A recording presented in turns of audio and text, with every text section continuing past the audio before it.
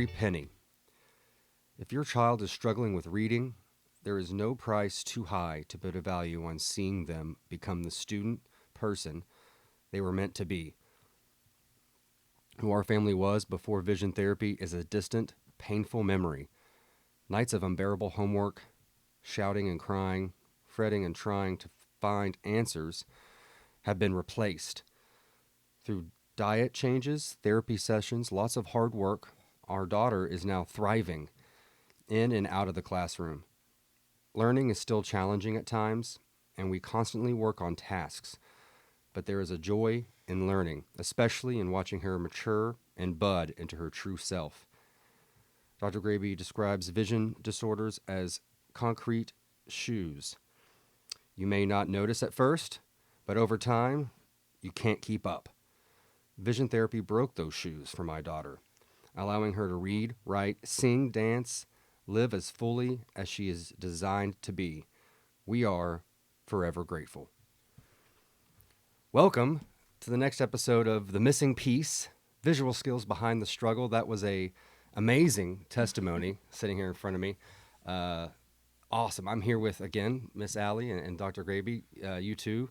Great to be back. Yeah, good to be here. Oh, man, it's good to see you. This is Corey Cooley, chairperson of the Woodford County Chamber of Commerce. But I'm going to let you drive the bus, Miss Allie. Okay. We've got a lot of stuff to talk about, and I think that testimony kind of sets us in a good place to get into today's topic. Yeah. So first, I'll set the scene. Yeah. It's 7 p.m. Your dinner's cold. Child's in tears. Mm-hmm. You're frustrated. The homework that should have taken 30 minutes has now taken 2 hours, and nobody wins. Right. Does this sound like your house? And if so, this is what we're going to be talking about today. So, what if the question that I have for parents listening is, what if the problem wasn't attitude, laziness, or ability, but something that nobody has ever checked? And so that's what we're talking about today, is this whole topic of homework wars. Dr. Graebe, you can kick it off. Yeah, well, thanks. Yeah. That's basically kind of what I've been doing for the last 36 years, that we've developed and kept improving this program that we have for bright kids who aren't able to show the rest of the world how bright they are. Right. And a lot of times they get labeled, you're lazy, you're unmotivated, you're not trying. And back to, like I said in the example, it's like concrete shoes. It's like, and the coach keeps saying, run faster, try harder. And the kid's going, but I am. Right. You know, but they're lacking the I kind of had to skills. reread that for a second. I was Yeah. like, oh, concrete shoes, and then it comes back to it. I was like, that is exactly. such a good analogy. But that's exactly it, is what happens. And what the schools tend to do, if that's the case, they'll say, let's get you in a golf cart, we'll get you caught up, Right. and then they push you out, and you still have heavy shoes, you fall behind again, they put you back in the golf cart, you fall behind again, and then what they'll do is they'll say, tell you what, why don't you run half a lap instead of running a full lap like the rest of us? Well, like I said, what we do is we do tests that nobody's done before. We can say, read a paragraph that's age and size appropriate. When you're done reading, it will show in real time how the right eye moved, left eye moved, how we're working as a team. We look at things like visual memory, visualization, visual closure, visual sequential, all these tests that nobody else is really testing. And that's why there's only 2 of us in Kentucky are board certified in this. And that's really my mission now, is to get the word out so people at least know, hey, this is an option. Because like a Nobel Prize winning study, a Nobel Prize winning lab, one of the studies they had showed 75% of individuals with reading problems were lacking the appropriate visual skills to excel at reading. And those are all learned. And so we can teach those skills. And what I love on neuroplasticity is you can learn at any age. Your brain can rewire itself. And that's the beauty of it. Which we learned from last episode. Yeah. I mean, it's seriously. Even at this point, you're like, Yeah. To reference last episode too, for those that didn't hear it, I know you talked about you listed off all of these visual skills that we can look at and check. So I guess my question is, what does a normal eye doctor check? Like basically the 4 parts of learning: get a clear image, like the four phases, Right. I guess. Yeah, I'm started just a general optometrist. Now I do neurooptometry, and the basic, every optometrist, ophthalmologist trained anywhere in the world is taught basically, would lenses help make the image more clear for you? Mm-hmm. And then we also say, are all your eye structures healthy? And that's kind of what we're doing, but it's really a 4-part problem, you need to get a clear image, and that's really important. So I'm not downgrading So it's that like at all. out to in. Yeah, and I also want to stress I'm not downgrading the schools using those golf carts to get people caught up, because that's Right. important to do that. But while you're keeping them caught up, you also need to say, but why are they keep falling behind? You know, you have to do both. So And you mentioned schools just aren't equipped. They don't have the same equipment exact- and stuff and special. Well, like I said, we have. There's many things that we have in our office. We're the only ones in Kentucky who has Right. those, and that's what my mission is to change. That's that. right. You're working on that. Should you Yeah. decide to Yeah. accept it. Yeah, should you, for sure. But it is an instance of kind of back to the get it. You need to get a clear image is step one. There's 4 parts of vision. Once you get a clear image, your brain has to process what you're seeing, and Right. there's 2 types of processing, and I'll get back to that after I'll do the 4. Get a clear image, process your visual input, integrate with your other sensory input, and make sure they're all in agreement. Then you act, and when all 4 of those are working, you just don't have a problem. But back to the processing itself, there's ambient processing and there's focal processing. And when light hits your retina, in a tenth of a second, your ambient vision will process. And every doctor on the planet should agree with this. There's no question about it. But I will tell you, 95 to 99% of all school training for any eye doctor is in focal vision. They pull the big instrument over the phoropter. You look through little holes, look down at the end of the room, in a dark room, nothing's moving. And it's just that's not how we use our vision in the real world. So, Yeah. so It's the not way like the- a regular classroom. No, Not yeah. what's going on Yeah. in a or regular driving or classroom. catching balls Sure, or yeah. whatever. So, Yeah. so what happens is light hits your eye, and in a tenth of a second, your ambient vision will process. And I always use the example of driving because patients have just driven there. I Yeah. said there's 6 cars in front of you. In a tenth of a second, your ambient says 6 cars are here, but 3 are parked, 2 are going our direction, one's coming from a side street. Yeah. And then a tenth of a second later, your focal vision, which is what we think of as eyesight, but it will say, I need to pay attention to the Right. side street. So it says, I see a red truck coming down the side street. These kids looking at their pages, they have a page full of words. And what the ambient does, it filters out all the other things for us. It also is our balance, our timing, our depth perception. It controls how we point and move our eyes. But the word ambient itself means in the background. We have no conscious awareness of ambient vision. And as of now, we're the only office in Kentucky that tests and treats ambient vision.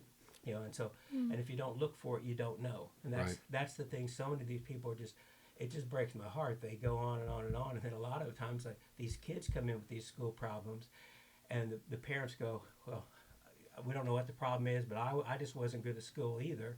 I guess that's what it is. Right. And so what happens, doors get closed to them. Like if you don't get at least 60% on a stereopsis test, Which is depth perception. Fine Yeah. tune Yeah. depth perception.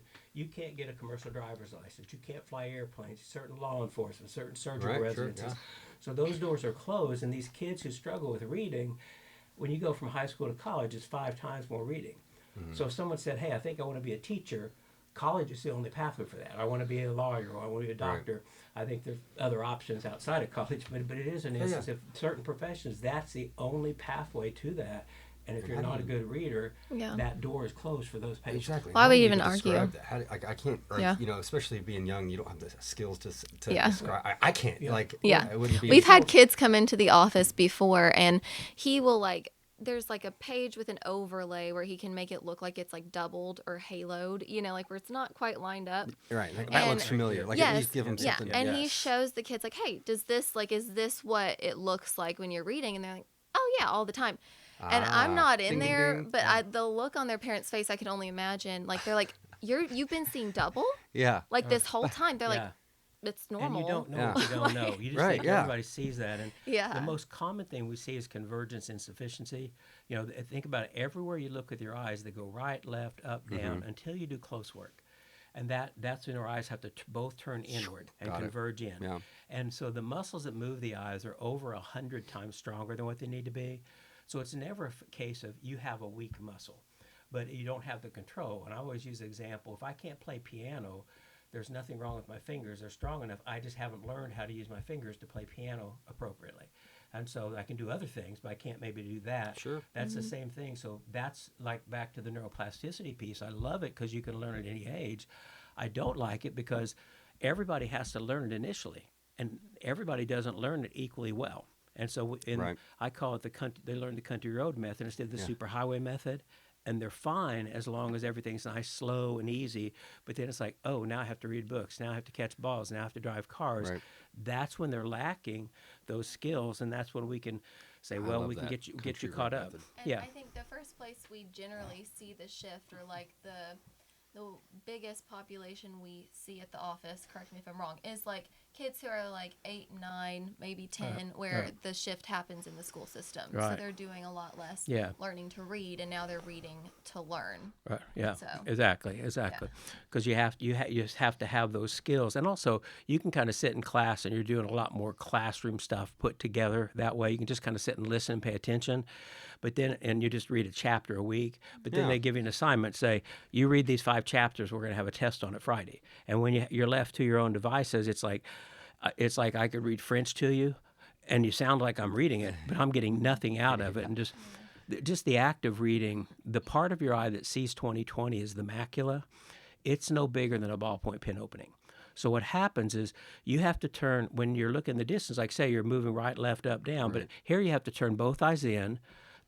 For reading or any close work, there's a lens inside your eye has to flex and focus to take your good, clear distance vision up to close.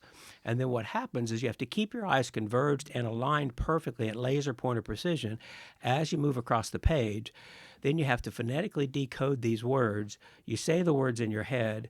You process them auditorily, then you turn it into a picture, and all that needs to happen with what I always call brain dimes. I said everybody's brain has limited resources, $1 worth of dimes to spend. That's it. So your brain's going, I just used all my dimes to read the word with that too. And so that's what we look at. We break down what skills do you need for this, what skills do you need for this, and we look at kind of 3 primary areas. Okay. How do the eyes point, move, track, and focus? How do they work as a team? We also work at the cognitive. Are you making sense out of things? Can you make the pictures in your head? Do you have visual memory? Do you have visual closure? All these different skills we take for granted. And then we sit here and say, how about sensory integration? Is everything working together? Because you cannot make an eye movement without sending a message to your body, and you cannot make a body movement without sending a message to the visual system. It's all wired together. It all happens Yeah, in milliseconds. I mean, like I said, a tenth of a second, and I just keep going back to 70 to 90% of the paths in the brain are involved in vision, directly or indirectly, and there's a reason for that.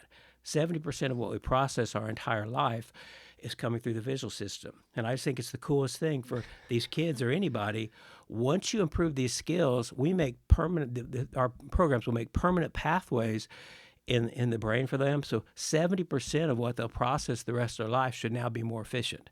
And I just think that's the coolest thing. It is I so always cool. joke, I wish that would have happened with fitness. Wish I could do the same thing there, but it's just, yeah, exactly. Work real hard once, but unfortunately, but it's just like the old cliche of learn to ride a bike. I haven't been on a bike for 30 years, Sure. but I know I could just go jump on a bike, take off, wouldn't have to go, wait, how do we do Shake this? some rust off. We can get Back going, to right? that concept of brain dimes too, in regards to like homework, schoolwork, things like that. So what does that look like in a child who's already spending most of those brain dimes, like just to get the words on the page? Right. Like, or say like they spend a whole day at school. Yeah. And now they've spent all their dimes, but they come home and they still have to do homework. Well, that's a Right. good point, because that's what's left out a lot of times. These kids, they can come in and do an eye exam because they can pass the test maybe, but we don't really ask, how many brain dimes are you spending? How much effort is it for you to do it? So they can do the test, but they can't sustain it all day. And it's not like a skeletal muscle where your arm muscles just get tired. They need to rest. The smooth muscle of your eyes don't need to do that. It's more of a mental fatigue for anything else. And they've also been put in a position of discomfort for that 6 hours or whatever at school. Zapped. And they're zapped. And then the other thing, what happens, this is what we see so much of, basically, when you're in a condition where you don't feel comfortable and you don't feel like you have control, it creates anxiousness or anxiety. I have at least once a month somebody coming to me unsolicited, one of the patients go, my anxiety's gone. And we don't say we treat What? anxiety. We have things, but And I mean, all I it's did like- was vision therapy. Why is my anxiety gone? but you think about these kids in that situation. yeah. You get them out of that. I always use an example. I said, if we're walking through the jungle at night by ourselves, you don't want me throwing any more information. You don't want me to say, hey, did you see the movie last week? What do you think for I am lunch trying to tomorrow? watch out for Yeah, that. I'm just surviving. And that's Yeah. what these kids are living in, survival mode. And so that Got sympathetic it. part of their system is in fight or flight. And then they finally get home and they go, a place where I can relax. And they go, oh, sit down. We're going to do math stuff. Yeah. And it's like, oh, more again. And they never get a chance to get out of that. So your adrenal glands are going constantly. These kids experience adrenal fatigue almost kind of along those same lines as soldiers at war. They just never really get to rest. And so many of our patients, their weekday is they go to school. They come home, they have to do their homework. Time they get it done, it's time for bed. And the only time they get to be a kid is the weekend, if that. Right. Yeah. And then usually they're so full of other activities they have to do. Call but it Groundhog's Day. it is exactly. It's Yeah. repetitive, Yeah. and we develop all our neurosensory systems at birth. The only one that's really there functioning at adult level is our vestibular, our inner ear system. Everything else is open pathways in the brain, and how we develop those is through movement. And so what happens, these kids, when they aren't allowed to move, kids are whole body learners. We know all this, but yet we still say, sit at the desk and just use just your visual system. And it takes till mid-teens to get adult level visual skills. And the hardest thing we have to do with our visual system ever is look up close. And what are we asking these young kids with an undeveloped visual system to do all day long? It's insane. Sit Yeah. still That's- and look right in front of your face. Yeah. And no wonder so many kids are like being diagnosed with ADHD. Right. It's like Yep. you're not giving them a chance to move the way that Right. their bodies need to. Yeah. Yeah. And that's like back to the systems also, like how do the auditory and the visual systems kind of work together, and how might the auditory like sort of mask maybe some of these visual deficiencies? And like I'm just thinking from like kindergarten, first grade, second grade, and then you've got this switch in third grade, fourth grade, fifth grade, to where it's like, why are things all of a sudden hard for my kid now? Right. Like what might be the reason, and how do those two systems like work together? Right. Well, it's kind of like things like visual form, like letter reversals is a perfect example. Well, the basic cause of that is laterality confusion, not knowing left from right. And that's on yourself. It's your laterality projecting into space as directionality. So that's a skill where suddenly you can just listen. You just have to know the sounds. What you have to do when you start seeing things, you have to see the letters, be able to replicate the sounds, and that's that auditory visual integration. When you see it, you make the sound. When you hear it, you make the image. If I say, hey, there's a chair sitting by the door over there, you would sit here and picture a chair by a door. Right. I said, cat's climbing a tree, whatever. You would make that image in your head, but every one of us would have a different image. And so both the vision and auditory system parallel each other very similar in terms of how they work. They both work on what I call a signal to noise ratio. Basically you can sit here and we're sitting in class and a kid's clicking a pen. You may go, oh, it's a great lecture, and I may go, Yeah. that kid clicking the pen, yeah. But I was, pen. but you were able to Get filter, your schoolwork. yeah, Yeah. but you were able to filter it Sounds out. right. Well, that's the same thing that happens with the visual system, but nobody's testing for that. Right. And if the ambient system isn't working, it's like not being able to tune that kid, and so then what you do, you want to just avoid that situation, Right. or you can't. Nobody else even notices the pen, so you think, well, this kid just doesn't do well in class, let's take him out of class, we'll put him in a quiet room, and they do better, but they're still in that sympathetic storm. They're still in that freak Right. out mode, and then when they they come home, they still haven't come out of it. And then Why am I being taken out? Like, why am I, different? Like, why is I'm going Right. in this room? I mean, it's just boom, boom, boom, boom, boom. Yeah. Right. And that's one of the things that there's we like work on too. psychological aspects Sure. behind all of that What is too. we Yeah. do work on we have all sorts of protocols on how to get patients out of that sympathetic storm, or how to balance the autonomic nervous system, Yeah. so you're not in freak out. Because what happens to the visual system, I always say, you're getting you go to the doctor in the morning, eye doctor, and they say you have great side vision. That afternoon, you're getting chased by a mean dog in the backyard. You're going to be going gate, tunnel vision, that, and so You're not that's looking at like, oh, look at the clouds. Yeah. Like, Gate. Yeah. well, and Right, that's the door. thing. There's so many things that are being missed Yeah. by people in their visual field oh, I didn't notice that. Oh, I didn't notice that. But we just assume everybody takes in the same amount of data, and it doesn't. And when your system is at ease, Mm-hmm. you can then at that point you consider and go, oh, I can just be present. I can notice things, and then we won't even go into phones. That's a whole nother story Yeah, with the kids. sure, That sure. just adds stress to these kids, Right. their world, and then also the kids. I mean, growing up today, just they have all these other social stresses that they're Sure. for when I grew up, it was just the person sitting next to you. Now it's everybody and their brother can send messages or whatever. Yeah. So, and that's a factor in some people. That some kids, that's a huge part of what's going on. But it is an instance of to take in information. We want, again, school is 85% visual, and when that system's not there, it puts these kids in a stress environment, and then that's when they just don't even want to try, and they give up. And that's what our program. One of the things we gear toward is everything's done one-on-one.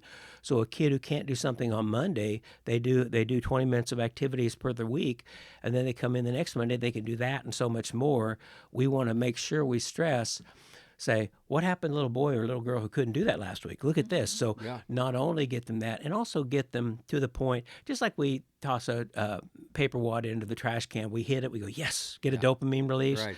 We want them to feel good about that. So when they run into a challenge, next time they don't go, I'm done. This is just too hard. I Sure. can't do it. We want them to go, I'm going to try hard. They don't Try say, again so next I can time." get a dopamine release. But Right, but that's what you're searching for, that's yeah. what they say. I want to get that feel good again. Yes. I'm going to see if I can't master this. And because my therapist told me, look, I can do this. I can do this. And there's a huge psychological part of what we're doing, but there's a psycho-emotional, there's just, there's just basic skills, and you have to look at the whole person and see what's really going on with him.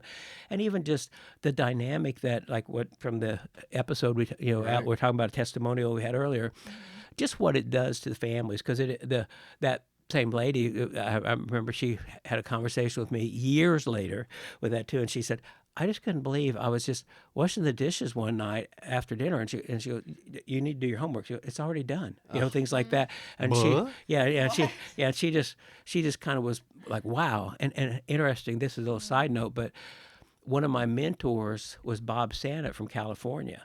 Well, as it turns out, her husband was one of his patients years ago with some similar things. So he could relate with his wow. daughter Yeah. with this. And so he goes, I understand you're not being lazy because I've been there, done that. But I see so Yeah. many parents come into the consults like to go over their results and things, and they just like we show them. I mean, like the right eye results that he was talking about, where it tracks your eye movements Yeah. in real time, and like tears from Oh, the because parents. they're like, this a is lot, oh, yeah, that's because gonna they're get like, yeah, no, I know, and Yeah. that's Man. like I've cried with so many people, but it's just like you know, I you keep show keep them, tissues in the exam room, and I just hand it to him and kind of look the other way.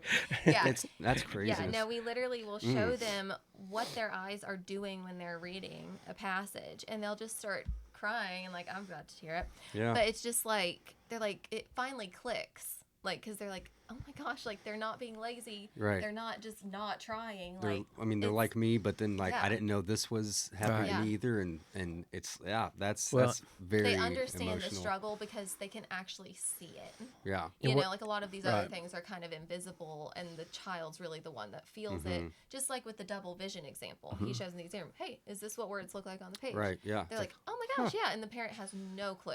Just same like is like this is what it looks like when they're trying to read, and they're just all over the Well, the way place. I feel like I was raised, or parents, I guess a little different. I don't know, but it was like, yeah, they had issues, and same thing you're saying, like I had the same issues, but you just got to do it. Yeah. And it's Right. like okay, and then Yeah. you find, and then mentality, the yeah. country Yeah. road is Yeah. such a Yeah. great example, because Yeah. it's like, yeah, I can drive the country. I know Yeah. I can do that and, Right. and still function. But then once you throw in little things here and there, something different, construction or something, Right. then it takes the whole thing And off. that's why I feel like it all ties together. Like it might seem like odd, like an off basis. Like why are we talking about the autonomic nervous system and stress and like the psychology of all these things? But it's truly like all related. Just like he said, Right. like the whole body, it all just like plays off of each other. Just like you were talking about, where it's like, oh man, if something different or out of Yeah. routine happens, I'm gonna have a hard time It's a hard functioning time. and adapting. For sure. But and that's what, like, back to the auditory stuff too. I know a lot of parents like auditory reading, things like that, back on that subject, they will like, I'll ask them, I'm like, I look at their reading results and Right. I say, do they understand things a lot better whenever you are reading to them? And they're like, oh my gosh, it's night and day. Yes. And I'm like, probably because of this. Like, Right. they are spending so many brain dimes on just, I just gotta Interesting. get this Yeah. information in, that by the time it goes to process what they just read, it's like, I don't even remember what I just read because I Yeah. was working so hard to just get that stuff in. Wow. And so that's like a lot of times kids like kindergarten through maybe second grade, like a lot of it's like auditory because you're still learning how to do all these things Yeah. like read Pictures and write. and, yeah. And so like a lot of direction and things are auditory, but then there is that shift that we've talked about third grade and up where it's like a lot of things start becoming more visual. And like they are tasked to do it by themselves, to gather the information themselves. And now it's like the auditory piece like, you is know missing. this. Yeah. And some kids like will read or whisper to themselves when Yeah. they read. Yeah. Like just because that helps them that much. Yeah, Like, just sub-vocalization. getting Sure. auditorily. Yeah. Yeah. When it's kind of like, what you were saying, it's just like it's so hard to describe this. And one of the things that I think we do is, I love my analogies, as you could probably tell by now, because They're great. He does a good job. I think So that helps spot meet on. them. But it really isn't. I mean, what you guys were just talking about, they can't do it in all situations. Anything we develop mastery on, I don't care if it's walking, talking, riding a bike, driving a car, there's 4 stages that everybody's going to go through. And we start off, we're unconsciously unskilled. A 3-year-old's not even thinking about driving a car. Right. Then they get to driving age and they go, okay, now I gave it a try. And guess what? I just hit a bike in the drive. I clipped the mailbox. I'm consciously aware that I'm unskilled. Then you go, I can get the car down the road, but I have to really think about it. Turn the radio off. That's why they say no kids in the back seat when Right, you're a young yes. driver learning to do that. You don't want distractions because of brain dimes. And then lastly, we drive and we don't even think. I guarantee all of us driving here today don't remember half the trip. And it's simply because your brain has already said these things that we need to do well, let's create a pathway so they're now subconsciously skilled. And the reason being is we can do multiple things consciously. We can do one, maybe 2. Excuse me, I made that back. 1 to 2 things consciously, and do multiple things subconsciously. So if you're driving and solving the world's problems or just figuring out what to have for lunch today, suddenly a truck comes in front of you, boom, your driving goes right back to conscious. Yeah, and so you can flip, but you can't really multitask it. Multitasking is really just a myth. It's been proven time and time again. 1, maybe 2 is all that you really have. And so that's what we want to do is say, what skills do we need to be good life performers? I don't care whether it's an athlete, whether it be a Right, student, whether it be a driver, whatever. Definitely. And then we say, and vision's just so pervasive in all those. So we look at vision skills, but we also do things with balance. We do things with, eye-hand coordination. We do things with, cognitive skills. All of those are part of what we do. But as far as the kids and the school, it's just getting those skills that they need for that. And then back to what that does, homework wars. Most of these kids, when their eyes don't work together, the most common thing we see is they start sitting up real straight and they end kind of with one head, their arm on the table, one head covering one arm, like laying down on the table with that as well. And they're just blocking the image because they can't use the 2 simultaneously. Oh, man. And then Like they again, have no That's clue. interesting. Like no conscious awareness that they're like Right. what they're doing. It's just like, oh, this is just Yeah. easier. it's just more You know? comfortable. Or the fidgety, the Yeah. ants in the pants in the seat Yeah. kind of thing. They're trying to find a comfortable position where things look fine. And the thing that we hear take it for time and granted. time again, too, the family dynamic of then what's happening, a multi-children family, suddenly this one kid's getting all the attention. What that does for the other, I mean, I hear that a lot, of that, Sure. the other kid's like, oh, gosh, I just hate I'm having to spend so much time with Johnny. Well, I'm kind of feel like I'm ignoring Billy and Julie, whatever. But it is an instance of then the 2 biggest comments we hear over the years, have been kids are working more independently and their self-esteem has gone up. And so, because It they just realize compounds, I can man. do once, it. Yeah. Once you get that going, it kind of, Right. I mean, you can go as far as you want. With Right. that. I mean, that's Yeah. kind of like the base. Like once that confidence is there Yeah. and the self-esteem is there, I think it just snowballs. Well, that's right? what I said. Without confidence, you can never get confidence. Well, You that's won't go it. try this. Yeah. You won't Yeah. try anything. And one of the things I think is interesting, I was reading the other day, it was showing young kids will be working every day. Every day, what they do is they work on the upper level of their abilities. As adults, we tend to go, no, no, no, I'm going to go down here and do what's more comfortable. And that's really what our program's going to do is see where their strengths and weaknesses are. And we know we do it one-on-one, so we always know, okay, we pushed them up a little more than normal, so they're working at a higher level. It's like, okay, back down. Others can stay there for a longer time, with that too. But that's the thing, providing the encouragement and things like that. So we never do anything that's, just so frustrating, and we never do anything that's so boring. It's always challenging, Right. and then It's once right there. then they have the success rate, and then next thing you know, the ability level, the ability they're working at just goes up and up and up. And our average patient, again, in 30 weeks will have over a 3.5-year jump on skill levels. And 90% of our patients we never see again because they've created pathways in their brain. We get the root cause of why they're having the problem. It was really cool. Actually, before I came here, I was printing out like a right eye reading, like we had just talked about. Yeah. What's the right eye? Explain. Well, yes, it's where it tracks your eye movement in real time, like we had talked about earlier, where they get a passage to read, and then the computer camera tracks their eyes as they're reading. Well, I was just looking at one before I came here, actually. It was a 12-year-old boy. I was printing out his before and his afters, and I think that they were 5 months apart or something. He was, like, supposed to be reading, I think, around, like, 7th grade level. He was around 12. No, yes, 7th grade. Sounds about right. He was, like, I think at a 1st or a 2nd grade reading level, and he had a concussion, to be fair. Playing football or something, which is not out of the norm for a lot of kids. And for those to go undiagnosed too, and like you didn't even know you had one. Exactly. Right there. Yeah, Exactly. no, and within 5 months, he was reading at college level. And I think his words per minute went from like 95 to like 280 or something crazy like that. Yeah. I mean, and I looked and I was like, is that real? Is that Yeah. the right person? Oh, Like, I was making sure I had the right kid Check the name. sitting in front. Yeah. And that's the key. If patients will do the work, that's the one thing. It's not a magic bullet. It takes work. It takes work to get that.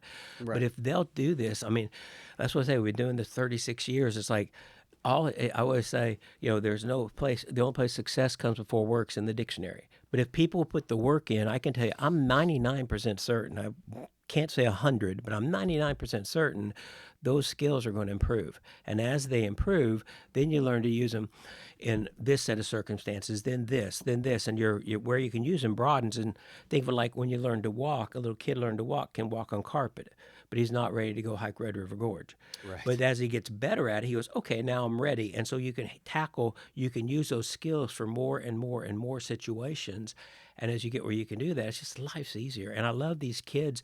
If, like I said, once they get that skilled, they're getting their stuff done faster, quicker, easier. So they have more time to do what they want to do. Right. And so many times that's where they find their passion. It's something I had more time to learn to play guitar. I love that. Hey, I had more time to go toss a frisbee. I love that.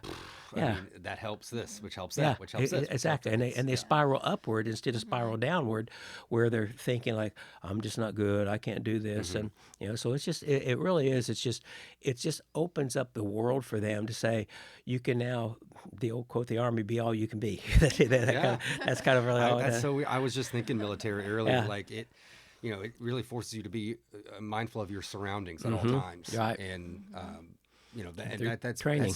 That's so funny because like I remember gaining so much confidence after the military for lots of reasons. Yeah. And thinking before like that it's got to be one of the reasons that it maybe did something like what much I would recommend to your husband. Yeah. Well, it is. That's what happens. Yeah. You just get more comfortable because that's an autopilot, and your brain dimes are left for something else that It was you need probably to do. really hard at the beginning for to make sure. that adjustment, Yeah. like in the basic training and whatnot. And it's easier to do that when you're doing it with a group because it's like, okay, Right. this is just what we do. That's why. Because it becomes competition. Yeah, and yeah. all that good stuff. And also as an adult, your prefrontal cortex is developed. You say, okay, this is what I signed up to do. I'm expected to do this. I can do this. That's one of the hardest things. Needs a lot of parental support. Is Ooh, is good these point. young kids don't have the prefrontal cortex yet. So you go, hey, this is going to help you when you're 20. You'll appreciate it. Yeah, exactly. Over their head, they can't think. It just has to be whatever carrot stick thing works at that. I think one of our patients, we always ask them, do you know why you're here? What are your goals? Yeah. No matter, even if they're 5, like we will still ask. We had a 10-year-old boy and we said, like, what are some of your goals like that you would like to achieve after therapy? He said, I want to skydive and I want to get a girlfriend. I was Yeah. like, Hey, all right. you give you the confidence to do that, buddy. Yeah. Skydiving Yeah. girlfriend. He's got a Behind mate. curtain number one is Pretty Jennifer. simple guy. Yeah, that's right. But I She think, loves the color red. Well, it is funny, some of the things they do say. That's one thing I love working with the kids. I love working with everybody, but the kids are just hilarious. Some of the stuff they Yeah. do and say is just it's hilarious. Well, It's and I great. think it's important to note, you kind of touched on it earlier with like, hey, what are some things to look for? And I'm pretty sure most parents listening to this episode like probably saw the title and you're like, yeah, that's obviously like Right. something that I could benefit from. Like I feel the pain like of this in my home. But for those that might not have kids in their home or that like aren't struggling a whole lot, I'm trying to think of like what are some things they could look for. Like the first like couple things that come to my mind is like again the whole like they understand things when they're read too, but when they Right. read themselves is when they struggle or they just come home from school bad attitude, headache, anxious, frustrated, Right. like all Yeah. the things, or just like fidgety ADHD. Yeah. Like I need to move. I can't sit still 1 second longer. Maybe Yeah. losing their place all the Yeah. time, rereading things, or just like that kid who's like doing great up until 3rd, 4th grade and then just experiences a dip and they just don't know why.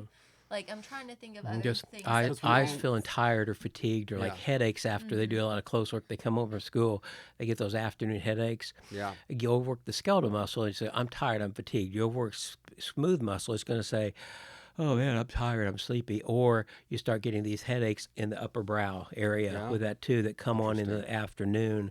That's almost always an eye strain, headache. It's like funny. It's I can see almost, and through no fault of parents, and because I mean I'm sure I do this too, but Yeah. like explain away like, oh well, you may need to Yeah. eat a banana, or Yeah, like no, did you right. drink enough water? Right, Like no. I know Always I the hear water. with Yeah. the Yeah. headaches, yes. Which is I- a good, which is not a bad thing. That's Yeah. that's It's still a important. great thing, Yeah, but absolutely. Look Rule at that that. out first. Yeah. But it's like I can see where it's almost Yeah. like, if you're a parent listening, it's like, well, that's not my kid. Yeah. But like you said in the last episode too, like why not give this a shot because Yeah. it's covered, right? Yes. Yeah. It's a very simple assessment. Takes the first visit's an hour with me, and that's when I Yeah. go over What's very an hour? specific and see if they qualify. Right. Are you having problems in this area? And if they are, then we set up another visit, Mm-hmm. which entails more specific testing. I always say it's like the first visit where I would say we want you to know more about what we do because we don't have an elevator talk, and also you know your kid better than anybody, so you Sure, can yes. sort of say, well, that kind of sounds like there's also this, there's also this. You see how it relates to all these other things, and then we basically, if we see there's some issues there, we do these other tests. But I say the first one we put like a jigsaw puzzle, we get the edge pieces around. Oh, yeah. Then the second one we fill it in, and then we have the whole picture. And then we put together a 6 or 8 page report with that, and then we sit here and go over that step by step with parents. We say, here's a test we did. Here's how you or your child scored on this, because this does still work for adults as well. But here's how we scored on this aspect, and here's what that means. Now the next, here's how you scored. Here's what that means, and then so on and so forth. Then at the very back page, here's the actual program that we'd recommend. What would be involved and what would be entailed in terms of time, money, energy, all those different things there with that too. It's like it'd be, I feel like every time we go to the doctor or something, and it's good to have the parents there too, because I was sitting Yeah. here thinking like, man, I'd actually like to sit in and like maybe I can like side take it and maybe you can Yeah. tell me that. Yeah. But Yeah. like, you sit in and it's like, she'll say something like, well, my arm's been hurting for like 3 months. And you're like, well, why'd you? Yeah, You're no, like, exactly. I swear she never I told know. me. No, exactly. So Yeah. I'm sure you run into some Oh, well, interesting even conversations there. I think I told you my first 6 years of practice, I didn't believe in vision therapy, so I was doing just general optometry Yeah. and would have said don't even consider vision therapy until I went to a conference Of and course, the guy explained it away. I go, that totally makes sense, but I was overwhelmed when I was young, single, and cocky, and I would read these statistics. The number one person to pick up any sort of just eyesight problem on kids was grandparents. Number two are wow. teachers, and number three are parents. And me being, well, how can parents miss that? Then I had kids of my own, and I go, Ah, I man. totally get it. You're just something. And busy that's- loving on them, Like and you said, just you're the not whole looking like for it. Groundhog Day. It's like Yeah. we got to do this, Yeah. got to do 'Cause that. we're in go the through your grind, too. checklist. Yeah. Yes. Yeah, Right. and it's not like you don't have things to do yourself in your own life, let alone you're Right. taking care of your kids' world with that. And that's a Right. testament to I think, again, I would keep mentioning it. You got to go back and listen to the last episode, but all this is data driven. All this 100%. is there's evidence. There's Yes. stuff there, and Yeah. that's I really like cling to that because I like to see like, okay, I'm making a decision based on, it's easy to do off emotion and do Yeah. what that, but like Correct. when you see it, you can't Yep. unsee. We it. have stacks and stacks of that. I mean, pages, like Yeah. dozens of documents that are, I believe, they're on our website now that people can link Yeah. to if they We want have to. a very meaty research page on our website that we Yeah. just did. Like, so much so that I've tried to ask our web developer guys if they could put a search bar on Yeah. there because Yeah. it's just like you scroll and you scroll and you scroll and you scroll and it's like overwhelming. It's a lot. Yeah, But sure. some people want that, need Right. Yeah. that, like, because But I there's- realize you can be skeptical coming into Because it. that's the Yeah. thing. It's really hard to do peer-reviewed, double-blind studies on human performance. That's hard to do. The one time they were able to do that, there was NIH did a thing called the CITT study, Convergence Insufficiency, TT, whatever that stands for. But they did that study, and it was a bulletproof study, and it proved inconclusively that in-office therapy is more effective than doing just home activities, and also that therapy itself was 100% effective. And so, and all these other data points are again showing all these research we're relaying to. Yeah. Are there things from everything's PubMed and different things? So it's like it's not just Right. Billy did a study. It's Sure. like it's all been peer reviewed and shown with that too. And so, but they're just everywhere. And that's why I didn't.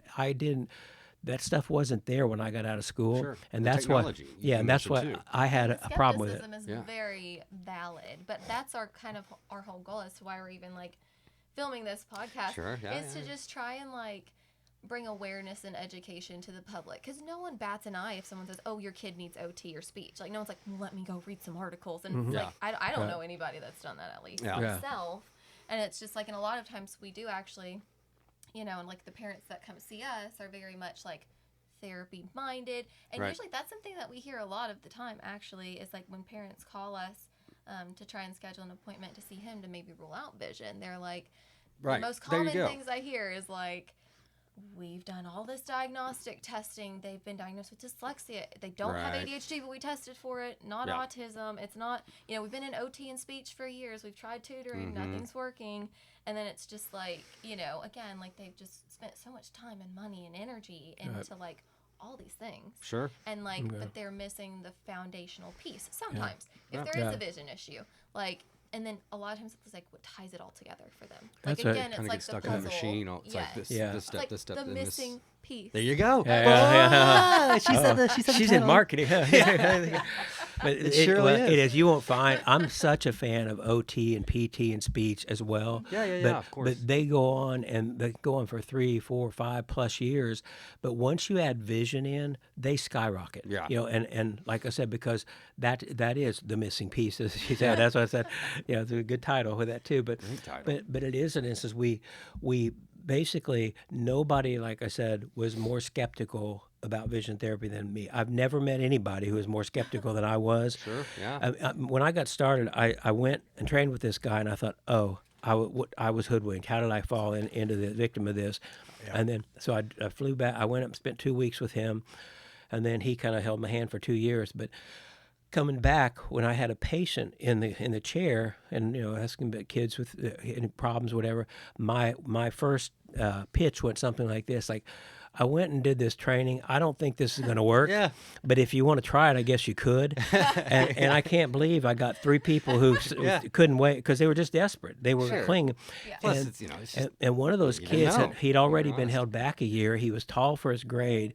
And I know that year, and this was before I knew what I was doing, to be blunt, he basically got the exemplary student of his school and of his classroom for that year. And so, but I did 3 kids. They had phenomenal results. And I thought maybe I was just lucky. I did 3 more kids, phenomenal results. I did 3 more kids. And we would just literally, all we had back then, I had desks in a closet, little student desk. Yeah. I saw patients from 9 to 5. I'd pull those desks out and do therapy from 5 to 8 with me and another lady who was trained with me. Yeah.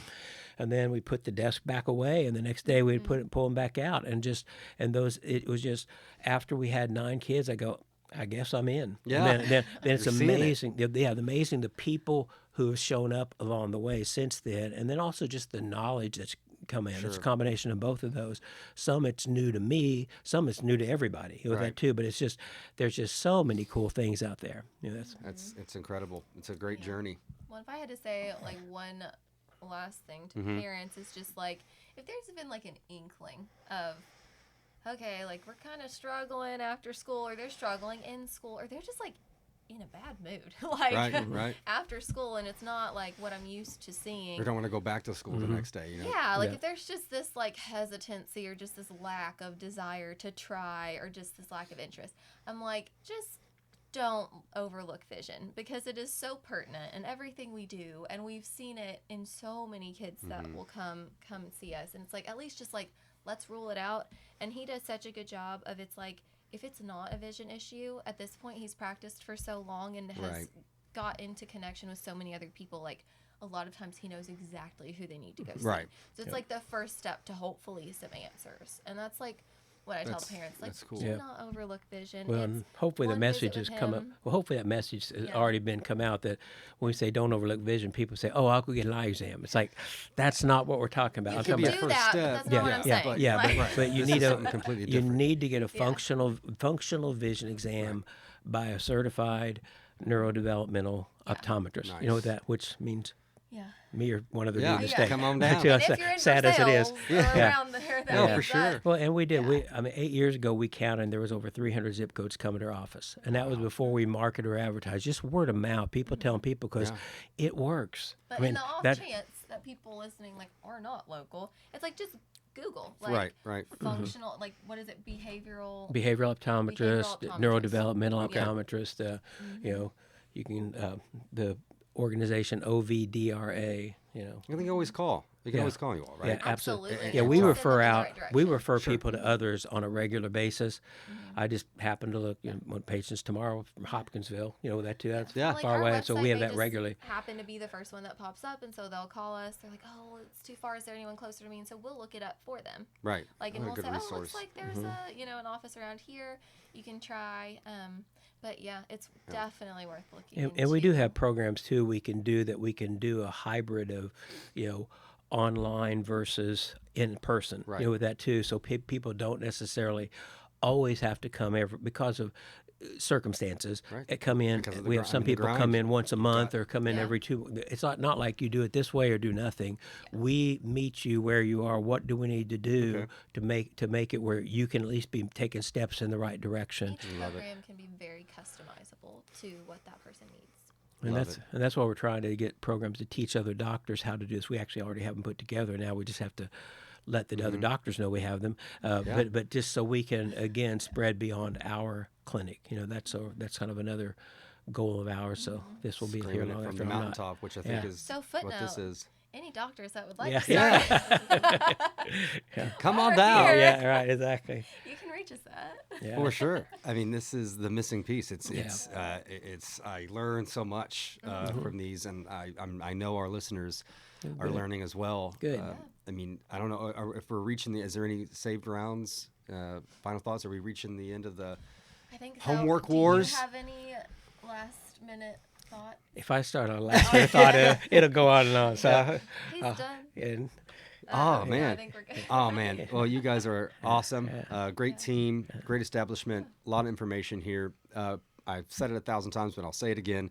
Go back and listen to that first episode. I think it's important. And then this one is very interesting. Homework wars. I mean, I think the title in itself will get some listeners for sure. Well, thank you all again. I appreciate you. our Looking pleasure. forward Thank you. to the next episode. And this has been The Missing Piece. There we go.